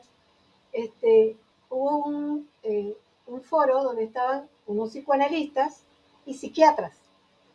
Los psiquiatras ya habían rebasado el psicoanálisis y estaban pues en su mundo de medicamentos. Y un profesor nuestro, que todavía está vivo, el profesor Jimmy Correa, era el que representaba el psicoanálisis. Y me acuerdo que cuando ellos estaban debatiendo, el psiquiatra le dice, el psicoanálisis no ha curado a nadie. Y mi profesor, altamente psicoanalista, y sobre todo en aquella época, le dice, sí ha curado, yo tengo muchos pacientes que se han curado. Entonces, y no era mentira, claro que sí. Lo que pasa es que lo que quería decir el psiquiatra es lo que tú acabas de decir. Algunos casos no se van a curar con el psicoanálisis, pero no lo dijo así, dijo que el psicoanálisis no había curado a nadie. Y eso tampoco es cierto. Eso tampoco es cierto. O sea, y tampoco es cierto que los psiquiatras curen, porque los psiquiatras en realidad, la verdad, solamente duermen o marean al paciente porque lo que le dan es un medicamento para que la persona, por ejemplo, si está ansiosa, se calme. Si es psicótica, bajen los niveles de psicosis. Que si es una persona que no duerme, algo para que pueda dormir. O si anda muy lenta, entonces algo para que ella se active, etcétera. O sea, antidepresivos, etcétera. Toda una clase de cosas. Pero cuando un individuo, una química entra en su cuerpo y hace química con su cuerpo y lo hace reaccionar, no es que lo estoy curando. Simplemente estoy haciendo que reaccione, porque puede ser que la persona se pare, hable, mejore, ya no está tan depresivo, pero la depresión no se ha ido, existe y está ahí. Entonces, por eso es que el enfoque debía ser terapéutico, psiquiatra, psicólogo, para que el psiquiatra, hasta donde se pueda seguir dando la medicina, porque no se puede dar medicina para siempre, salvo que sea una psicosis que ya necesite para siempre un antipsicótico, pero dar medicina y terapia. Medicina y terapia, porque la mayoría de los psiquiatras no da terapia, da medicamentos terapéuticos, pero terapia no, y nosotros sí. Entonces, realmente es importante ver, ahí lo que tú estás diciendo, yo siempre me he decretado un rebelde, pero con causa, nunca un rebelde sin causa. La primera clase que yo di de psicología, yo le dije a mi profesor, yo no estoy de acuerdo con lo que usted está diciendo, y mi profesor me dijo, aquí no se viene a debatir, aquí se viene a escuchar. Y yo inmediatamente, tampoco estoy de acuerdo con eso que usted acaba de decir. Porque la psicología, hasta donde yo la he leído, porque yo venía estudiando, leyendo psicología desde que tenía 15 años, a mí un libro, la biografía de Freud fue la que me hizo estudiar psicología, un libro que estaba en mi casa, de la biografía de el señor Roger Mauch, hizo una biografía de las tantas que han hecho de Freud, y realmente me gustó eso, todos esos casos que atendía Freud, y entonces pero es que yo veo que hay muchas cosas que la psicología puede hacer. ¿Cómo usted me puede decir aquí en clase que yo no puedo debatir? Y desde ahí empezó esa carrera larga de entrar en el entronque, de entrar en el problema, de cambiar los sistemas, de entender, porque no puede ser. ¿Qué creyeron los psicoanalistas cuando crearon el psicoanálisis? Ellos creyeron que habían descubierto la panacea para los remedios del mundo, de los problemas que vivía la gente. Desde la sexualidad hasta la ansiedad. ¿Y qué pasó? 10 años después, 15 años después, 20 años después, 100 años después de psicoanálisis, ¿qué ha pasado? Probado científicamente que la gente no se puede todo el tiempo manejar por el psicoanálisis, porque de hecho hay gente que no puede pasarse 5 años en terapia. Primero, que muchas veces no la puede ni pagar, que ustedes hablaban, Estela hablaba del tema de que casi todo está en la privada y entonces no la puedes pagar. Y segundo, que mucha gente no está tan experta en ello. Además de que el psicoanálisis parece haberse enfocado más bien en encontrar el trauma, pero no cómo sacar el trauma. Son muy pocos los psicoanalistas que hicieron después un trabajo de cómo sacar el trauma, de cómo entrar al inconsciente y romper el trauma. La TCC, la base original de la TCC es cuando entras al neocórtex y dominas al inconsciente. Lo atrapas y le dices, ajá, tú eres el que está causando el problema. A ver, te voy a analizar y te voy a para hacer. Esa fue la base de la TCC, que es un cambio radical del psicoanálisis. Entonces, tenemos que ir en eso. ¿Y qué sabemos que va a ocurrir? A ustedes les va a pasar. Ustedes lo van a ver. Lo más seguro, ahorita, lo estoy diciendo ahorita, en 2022. No sé qué va a pasar en 2032 o 42, que ustedes vayan a decir, en verdad había que cambiar ahora a otro sistema terapéutico porque la gente de este mundo ahora es otra cosa. Lo vamos a tener que hacer, nos guste o no, y si yo estoy viva para esa etapa, yo voy a tener que aceptar y decir, claro, había que hacerlo porque ahora hay que trabajar esto, porque viene la robótica, o sea, lo que nosotros ahora llamamos ciberpsicología, que ya existe, la ciberpsicología, estoy trabajando en ese concepto también, de ciberpsicología. Ustedes van a trabajar en ciberpsicología, porque ya el mundo ahora es virtual, por pantallas. Eso va a cambiar también al ser humano. De hecho, está cambiando al ser humano. Tiene toda la robótica. Todo lo que tiene que ver ahora con la construcción de individuos. ¿Cómo se llaman? Se me olvida ese nombre. ¿Alguien se acuerda cómo se llaman a los individuos que están creando como humanos? Humanoides. Androides. Eso, gracias, Andrés, que tiene que ver con tu nombre. Los androides. Que el androide es viejo, no es de ahora, pero los androides que están creando ahora son una maravilla. Gente que se parece a ti, igualitos a ti, por ejemplo. Entonces, ese mundo de la robótica va a cambiar también el cerebro humano y va a tener que haber un trabajo con el tema de el tipo androide. Cuidado, y vamos a terminar hablando de psicología de los androides. Yo qué sé, pero nosotros no podemos quedarnos nunca en nada que ya está terminado, decidido, como pensaron quizás nuestros antecesores científicos de que Profe, de dime. hecho, Lady y yo estamos haciendo labor social de ese tema de un robot que se llama MyRod. Ajá, ¿Lo conoces? ajá. Ajá, estamos en eso y eso es un robot que mide la atención sostenida en niños con, Qué chévere. con niños con aspecto autista. Ajá. Y creo que vamos Ah, a sí, sí, sí, empezar. sí, ya vi, en estos días vi la gente que lo estaba presentando. Sí, eso estaba en la feria del libro. Ajá. Ajá, nosotros estamos en eso, es en el IPE y creo que vamos a empezar la otra semana. Chévere, muy bien, excelente. Yo tengo Y eso fue lo que Lady a nosotras nos llamó la atención, que tiene que ver algo con robótica. Y es que, wow, psicología con robótica. Y bueno, ahí nos metimos. se llama ciberpsicología, para que sepan, o sea, ustedes están trabajando y pueden hacerlo como su tesis, la ciberpsicología en el mundo de hoy, o la importancia de la ciberpsicología en el mundo de hoy, o cualquier nombrecito que le quieran dar, porque se llama así, ciberpsicología. Nosotros hicimos un foro el año pasado con Rusia, con los rusos, cuando se podía, porque ahora ellos andan guerreando. Cuando se podía, nosotros hicimos un foro con ellos, con una universidad rusa. Hablamos de ciberpsicología, de cómo es el impacto de la tecnología, del mundo tecnológico sobre el ser humano. Por ejemplo, gente como yo que no sabía nada de tecnología o que no fue influenciado por la tecnología y tuvo que entrar en la tecnología. Y yo vengo desde el 95 usando, pero hay gente de mi edad que nunca en su vida había tocado un dispositivo. Y les cuesta muchísimo y me llama la atención cómo les tienen terror a veces a la tecnología.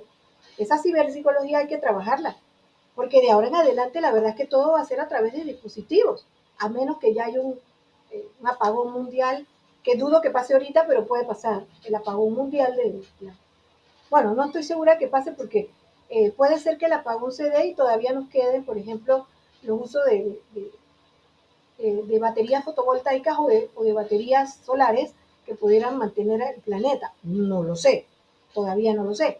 Pero si es una tormenta solar, entonces la cosa sí se pone grave, ¿no? Pero sea como sea, la intención es que el ser humano siempre sobreviva, bajo la circunstancia que sea.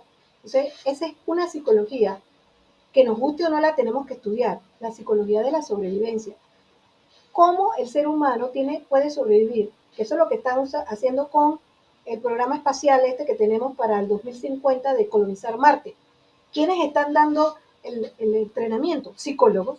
Psicólogos que no han vivido en Marte, pero sí están enseñando a la gente cómo vivir en ambientes hostiles fuera de nuestro planeta, porque es adaptar al ser humano, adaptar al neocórtex a cualquier tipo de cambio. No va a ser tan fácil y no creo que todo el tiempo lo logremos, pero por lo menos intentarlo. Y yo creo, les soy honesta, yo creo que eso es lo mejor que le podemos enseñar a todo el mundo. Adaptarse al mundo, a los cambios del mundo. Yo creo que mucha gente dejaría de tener estrés, problemas y situaciones si se enfrenta al mundo. Así como pasó la pandemia. Mucha gente perdió la cabeza con la pandemia. ¿Quiénes sobrevivieron? Cuando digo sobrevivir no me refiero solo a vivir porque te haya tocado la enfermedad. Sobrevivir a los problemas que trajo la pandemia, psicológicos, sociales, económicos. ¿Quiénes sobrevivieron? Los que el neocórtex estaban más claros de lo que tenían que hacer. El que sabe psicoevolucionar. Y quién sabe qué viene más, todavía vienen más cosas, las consecuencias de eso. Y que por ahí mismo vino la guerra, y que por ahí mismo vino problemas económicos, y seguirán habiendo, porque hasta donde dicen los expertos, todo el problema de la pandemia y de la guerra puede durar hasta 20 años las consecuencias. Así que estamos hablando hasta de una generación. Entonces, imagínense cómo la gente adaptarse a eso. Eso son cosas que el psicólogo tiene que atender, porque él es el experto en la mente humana. Entonces, nosotros todos tenemos que volvernos cada vez más estudiosos y dejar a un lado esos cuentos, así como estaba comentando Damaris, de que no podemos quedarnos con el conocimiento que nos dan y asumir, bueno, yo soy cognitivo conductual y ya, se acabó el mundo, por Dios. Eso mismo fue lo que hicieron los psicoanalistas y no les funcionó.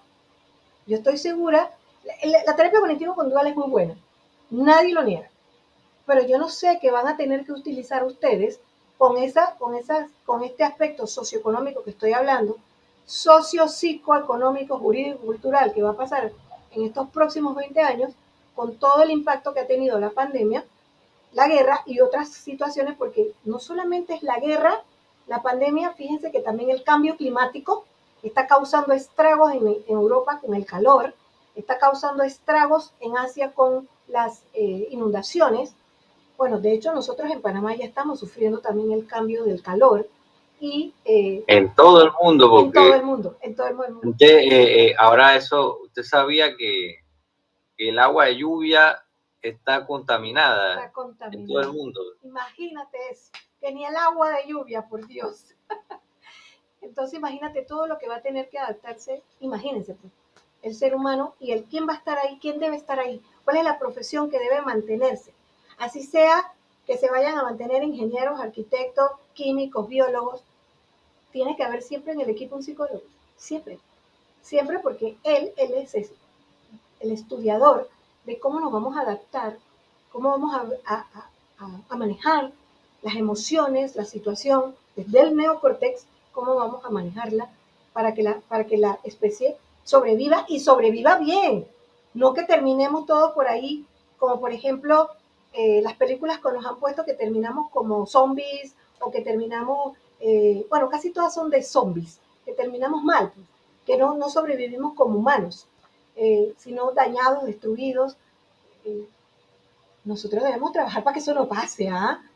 Que sigamos siendo humanos, humanos cada vez más, quizás hasta más androides robotizados, pero humanos al fin, que puedan sobrevivir a oleadas solares, a problemas, a saber cómo sortear los cambios climáticos y etcétera.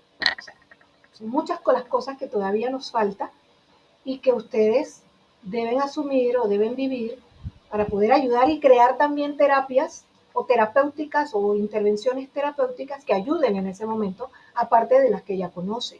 Porque es que también trabajamos mucho lo que otros crean. Nosotros también tenemos que aprender a crear para nuestra cultura. Panamá debería tener un abordaje terapéutico cultural panameño, propio de nuestra cultura, porque es que nosotros somos terribles. Nosotros tenemos, o sea, hay cosas que pasan en Panamá que no pasan en ningún otro lado del mundo. Es una cosa impresionante. Digo, yo sé que en otros lados del mundo también pasan cosas impresionantes, pero en Panamá, yo no sé si ustedes una vez vieron una cosa de un poste de luz en medio de una calle, por ejemplo. Puede ser que eso haya ocurrido en otra parte del mundo, pero aquí se le ocurrió, por ejemplo. También estoy viendo situaciones en que las personas de buenas a primeras. Uno lee, por ejemplo, en redes sociales, una persona ve una cosa en redes sociales y comenta algo que ni siquiera sabe de eso.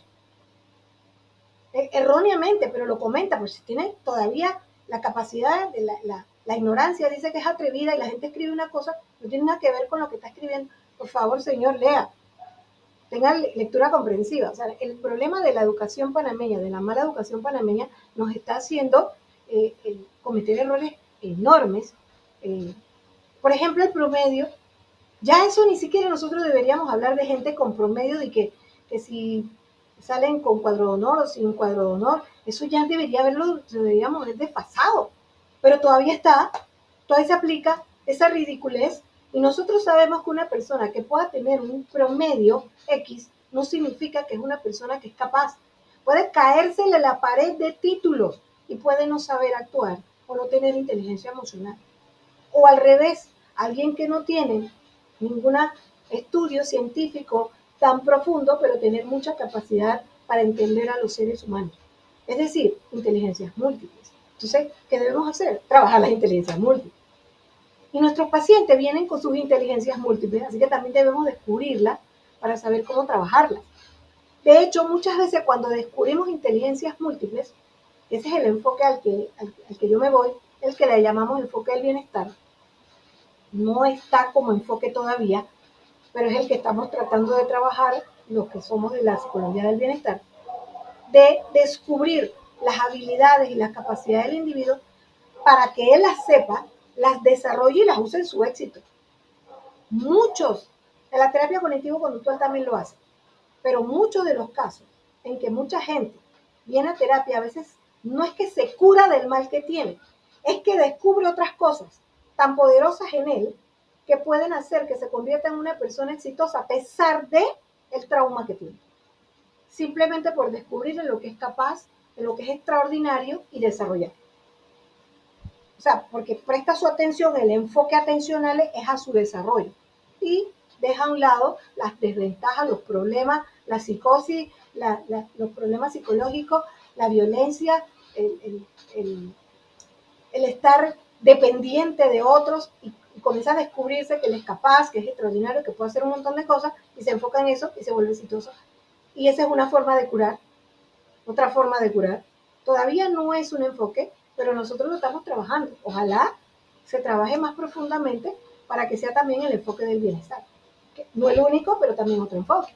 Siempre debemos tener más, porque nos conviene dependiendo de nuestros pacientes, que es a quien nos debemos profundamente. ¿Algo más que ustedes quieran analizar, ver, compartir? ¿O ya están cansaditos?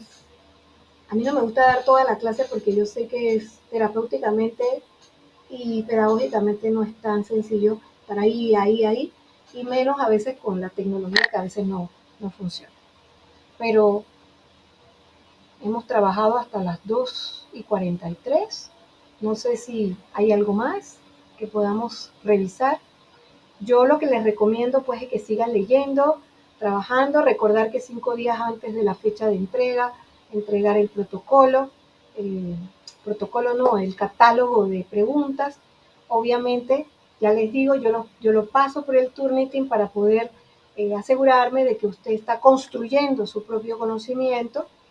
Y si se ha pasado un poquito del Turnitin, pues decirle dónde está para que lo baje, porque tampoco aquí queremos es que, bueno, usted ya se pasó, está malo y no, nada de eso. Eso no es construcción del conocimiento. La idea es que les vaya bien, que lo hagan bien, que aprendan. La idea mía realmente es que se conviertan en grandes... Profe, disculpe. Dime, Ley. ¿Hay que entregar el catálogo de preguntas o todo completo, el borrador del trabajo como tal? Como quieras. Si tú puedes presentarme desde ya lo que tengas, yo lo reviso y te digo. Para mí es más conveniente que usted lo haya terminado, que asuma que ya lo terminó y revisarlo y decirle que debe mejorar. Pero la parte de consideraciones, la parte de conclusión y recomendación y bibliografía es una parte que pues es muy personal suya. Yo quiero ver todas las preguntas y pasarlas por el Turnitin, que me dé tiempo de hacerlas, de devolvérselas si necesita mejorarlas, etcétera. Así que usted puede mandar las preguntas ya y después terminar todo cuando ya lo ha mejorado. Si es que necesita mejora, porque puede que no lo necesite, yo le diga, bueno, ya usted nada más agréguele lo demás y entregue. Si puede hacer las dos cosas, o completo o incompleto, lo puede mandar para revisión. Lo importante es que pase la revisión, porque vuelvo a repetir que ningún trabajo va a ser calificado si no ha sido revisado primero. Eso sí es vital. Ese sí es el proceso constructivista. ¿Te contesto, Lady? Sí, profe. Ok. ¿Alguien más? ¿No? ¿Seguro? Bueno, entonces ha sido unas horitas productivas, llenas de conocimiento. Gracias por su participación. Les agradezco enormemente que participen, y a los que no han participado, recuerden para la otra participar, eso forma parte de la evaluación también. Por favor, sigan haciendo sus borradores, sigan leyendo, sigan convirtiéndose en grandes profesionales, porque necesitamos allá afuera la psicología para cambiar nuestro país hasta donde podamos. Hasta donde podamos, lo que podamos hacer, hay que cambiarlo, pero para eso necesitamos buenos profesionales y vamos a formarnos aquí. No importa, como decía Lady, no importa que otros nos digan otra cosa o nos quieran llevar por un mismo caminito, todos tenemos que saber que somos tan inteligentes y tan capaces para discernir este y el otro camino y todo el otro camino para saber cuál quiero yo, o si los quiero todos o qué quiero hacer con mis caminos. Que nadie nos obligue nunca a una sola guía o una sola vía, jamás. Ahí sí puedo decir que soy conductista al decirle, no permitan que nada los obligue a hacer solo de una manera. Usted aprenda siempre a tener un abanico de posibilidades, porque la única manera realmente de apoyar al ser humano es cuando se tiene por dónde buscar para darle y ofrecerle para que esa persona mejore. Obviamente que primero tenemos que mejorarnos nosotros, claro está. No significa que no tengamos problemas y que no tengamos dificultades, pero tenemos más capacidad para manejar nuestras dificultades para poder darle a otros y que nos crean, porque solamente nos creen si tenemos presencia auténtica allá a los demás para poder ser buenos psicólogos. Así que bueno, ha sido una tarde productiva. Gracias, nos estamos viendo entonces en una próxima clase sincrónica. La siguiente es asincrónica, donde usted nada más coloca su asistencia y atiende, si en ese momento lo va a hacer, atiende su parte académica, porque ese es su tiempo para poder ofrecer su trabajo, sus tareas en ese horario. ¿Listos, jóvenes? Bueno, que pasen buena tarde. Saludos. Gracias, profesora. Gracias, profe, igual. Saludos. Saludos.